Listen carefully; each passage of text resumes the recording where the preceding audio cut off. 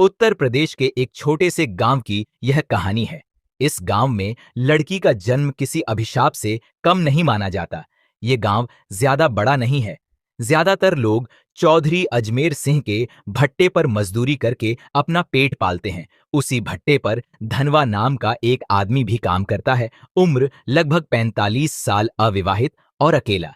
शादी की उम्मीद उसने बहुत पहले ही छोड़ दी थी। उसे यकीन था कि वह उम्र भर कुंवारा ही रहेगा। लेकिन एक दिन गांव का पुजारी उसके लिए एक लड़की खोज लाता है। उस लड़की का नाम है भवरी। उम्र करीब 21 से 22 साल। गांव में लोग कहते हैं कि वह बड़ी मनहूस है। वजह भी अजीब है। अब तक उसकी 3 बार शादी तय हुई, लेकिन हर बार दूल्हा मौत के मुंह में चला गया। एक की मौत तो मंडप में ही हो गई, दूसरा रिश्ता कभी मुकाम तक पहुंचा ही नहीं, और तीसरा तो सबसे दर्दनाक, शादी के दिन ही दूल्हा घोड़े से गिरकर मर गया। भवरी की शादी में आए 5 खास लोग कहानी की असल परत खोलते हैं। पहला है चौधरी अजमेर सिंह, गांव का सबसे बड़ा जमींदार और रोजगार दाता। दूसरा है उसका मैनेजर सौरभ, जो पहले मजदूर था लेकिन अब चौधरी का खास गुंडा बन चुका है। मजदूरों से हफ्ता वसूली करना और उन पर दबंगई दिखाना उसका काम है। तीसरा है गांव का पंडित, धर्म के नाम पर ढोंग करना, पैसों के लिए तंत्र मंत्र रचाना और औरतों की इज्जत लूटना, यही उसका असली चरित्र है।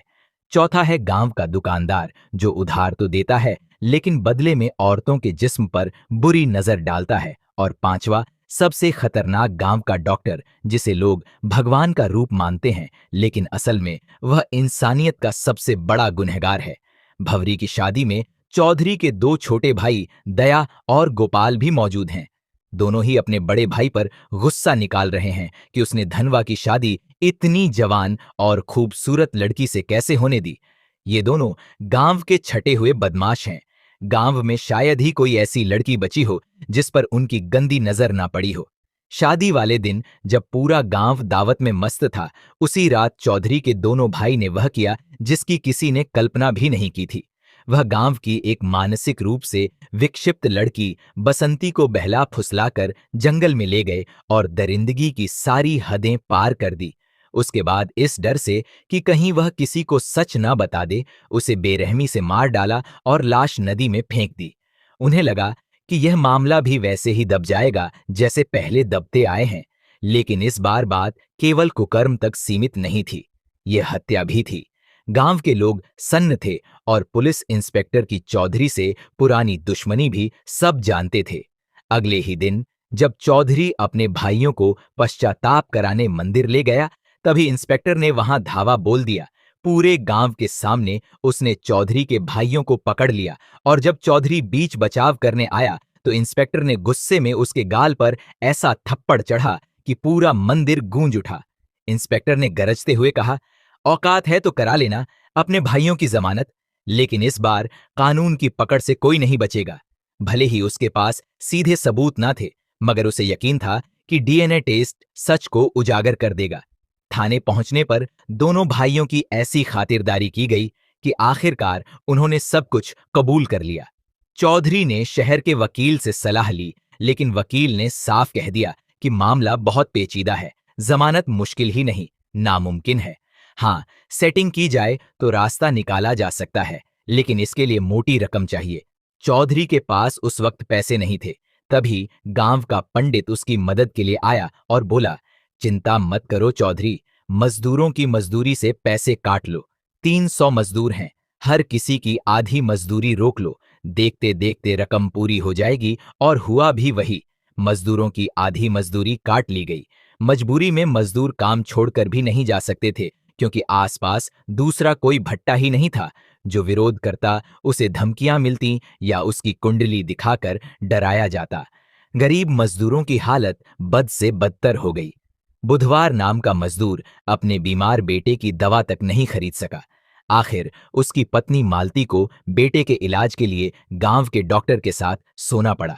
अगले दिन धनवा खुद अपनी बकाया मजदूरी मांगने चौधरी के पास गया। चौधरी ने बेहयाई से कहा, पैसे चाहिए तो अपनी औरत को भेज दे मेरे पास, मजदूरी पूरी मिल जाएगी। यह सुनकर धनवा भड़क उठा। उसने पलट कर कहा, ठीक है चौधरी, मैं 7 दिन की मजदूरी छोड़ देता हूं, तुम अपनी बीवी को मेरे पास भेज दो। चौधरी इस जवाब से आग बबूला हो गया। उसने अपने लठैतों से मिलकर धनवा को बुरी तरह पिटवाया। हालांकि वह बच तो गया, लेकिन बुरी तरह घायल हो गया। डॉक्टर ने पट्टियां तो कर दी, पर जांच के बहाने उससे भी वसूली की फिराक में था। घर में खाने तक के लाले पड़ गए। तभी बुधवार की पत्नी स्कूल जाने वाली बच्ची को लेकर पंडित के पास पहुंची। पंडित ने कहा, इसका इलाज पूजा पाठ से होगा। रात को अकेले मंदिर आना होगा, और वह भी सिर्फ एक वस्त्र में। जब उसने यह बात अपने पति को बताई तो उसने गुस्से में कहा, अगर पूजा से बीमारी ठीक होती तो दुनिया में डॉक्टरों की जरूरत ही ना पड़ती। पंडित के मन में क्या गंदगी पल रही है, मैं सब समझता हूं। इस ढकोसले में मत पड़ना, बच्चा अपने आप ठीक हो जाएगा। उस रात पुजारी देर तक मंदिर में इंतजार करता रहा। गांव के लाला ने यह देखकर पंडित का मजाक उड़ाया। पंडित तिलमिला उठा। यह सुनकर डॉक्टर ने ठंडी सांस भरते हुए कहा, चिंता मत करो, अब देखना मैं क्या करता हूं। अगले दिन डॉक्टर ने चौधरी की मदद से पंचायत बुलाई। पूरे गांव के सामने उसने हाथ में एक मेडिकल रिपोर्ट लहराई और बोला, गांव में महामारी फैलने वाली है और इस बीमारी का कारण है धनवा। लोग सन्न रह गए। बीमारी का नाम किसी ने सुना नहीं था, लेकिन रिपोर्ट देखकर सभी डर गए। गांव अनपढ़ और अंधविश्वासी था, इसीलिए डॉक्टर और चौधरी का झूठ आसानी से सच मान लिया गया। भीड़ में खुसुर फुसुर होने लगी। नतीजा यही निकला कि धनवा को गांव से बाहर निकाल दिया गया। बेचारा धनवा गांव के बाहर एक टूटी फूटी झोपड़ी बनाकर रहने लगा। उसने भवरी को भी खुद से दूर कर दिया ताकि उसे भी यह बीमारी ना लग जाए। भवरी अकेली पड़ गई। गांव में अब उसके लिए जीना और भी मुश्किल हो गया। काम की तलाश में उसने चौधरी के भट्टे का रुख किया, लेकिन वहां उसकी जिंदगी नरक से भी बदतर थी। मजदूरों और लठैतों की नजरें उसके जिस्म पर गिद्ध की तरह टिकी रहती। इसी दौरान मुंबई से एक जवान लड़का गांव आया। वह मजदूरों की हालत पर डॉक्यूमेंट्री बना रहा था। उसकी देखभाल का जिम्मा भवरी को दिया गया। खाना पकाना, सफाई करना। शूटिंग पूरी होने के दिन मूसलाधार बारिश हो रही लड़के को छोड़ने जाते वक्त रास्ते में दोनों भीग गए और अंधेरे में एक दूसरे से लिपट गए। भवरी को लगा कि यह पल किसी ने नहीं देखा, लेकिन सोरेन के आदमी ने उन्हें गे हाथों देख लिया। अगले ही दिन यह खबर आग की तरह गांव में फैल गई। पांचों बड़े रसूखदार बौखला गए। लड़के को सबके सामने बुरी तरह पिटवाया गया और पंचायत में भवरी पर आरोप लगाया गया। तमाशा देखने वालों में धनवा भी शामिल था। वह भवरी पर टूट पड़ा और बोला, तूने मुझे धोखा दिया है, अब हमारा कोई रिश्ता नहीं। अब भवरी पूरी तरह अकेली हो गई। ना पति का सहारा, ना गांव का। दिन रात अपमान झेलने के बाद उसने वही रास्ता चुना जो गांव उसके सामने धकेल रहा था। उसने चौधरी और उसके चम्मचों को संदेश भेजा, अब मैं वही करूंगी जो तुम चाहते हो, लेकिन मेरी कीमत बाकी औरतों से 7 गुना होगी। पहले तो सबने इसे अनसुना किया, मगर रात गहराते ही पांचों रसूखदार बारी बारी से उसके घर पहुंच गए। बोली लगनी शुरू हुई। आखिरकार सबसे मोटी रकम लेकर एक ने भवरी का यह धंधा शुरू किया और यहीं से गांव की हवस की भूखी भीड़ टूट पड़ी। भवरी अब गांव की लानत नहीं, गांव की सबसे महंगी औरत बन चुकी थी। डॉक्टर से लेकर पुजारी तक, चौधरी से लेकर मजदूरों तक, हर कोई उसके जिस्म का सौदा करने लगा। जो औरत अपने अधिकार के लिए लड़ सकती थी, वही अब पूरे गांव की हवस का खिलौना बन गई। अब गांव में यह सब आम सी बात हो गई थी। भवरी की इज्जत बिक चुकी थी और कोई रोकने टोकने वाला नहीं था। उधर चौधरी अपने भाइयों की जमानत के लिए वकील के पीछे भाग दौड़ कर रहा था, लेकिन किस्मत को कुछ और ही मंजूर था।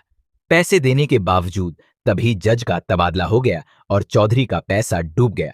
वकील ने नया उपाय सुझाया, बसंती की दादी से समझौता करा लो, केस वापस ले लेगी। चौधरी भारी मन से दादी के पास पहुंचा, मगर वहां उसे ऐसा सच सुनने को मिला जिसने उसकी रूह तक हिला दी। दादी ने कहा, बसंती तेरी ही बेटी थी। चौधरी का दिल धक से रह गया।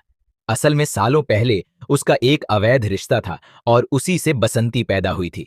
वह भले ही दिमागी तौर पर कमजोर थी, लेकिन खून तो चौधरी का ही था। यह सच्चाई जानकर चौधरी भीतर से टूट गया। गहरी खामोशी और तनाव ने उसकी आत्मा को ही घेर लिया।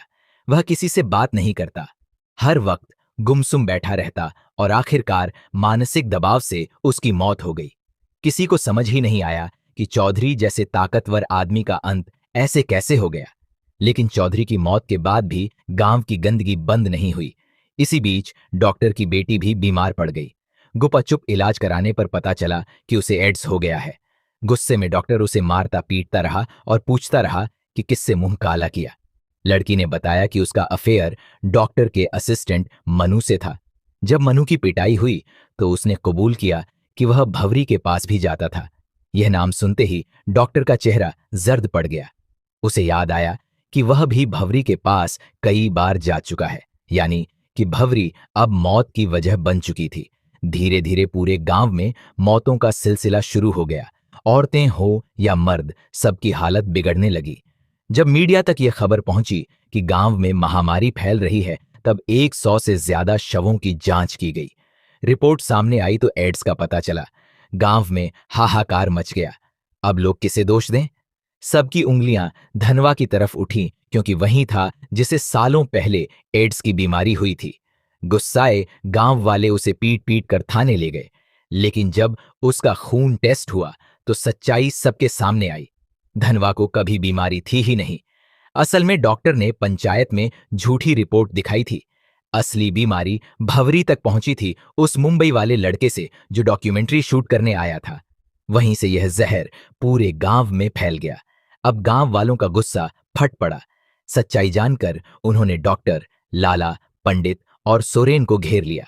पुलिस ने भी आंखें मूंद लीं और उस दिन पूरा गांव भेड़ियों की तरह उन पर टूट पड़ा। उन्हें इतना मारा गया कि वहीं तड़प तड़प कर उनकी मौत हो गई। उधर धनवा को जब यह पता चला कि भवरी भी उसी बीमारी की चपेट में है, तो वह उसे आखिरी बार देखने गया, लेकिन तब तक भवरी की मौत हो चुकी थी। धनवा ने भारी दिल से उसकी चिता सजाई और पूरे सम्मान के साथ अंतिम विदाई दी। यह पूरी कहानी यही बताती है कि अपने कर्मों से कोई नहीं बच सकता। जो जैसा बोता है वैसा ही काटता है।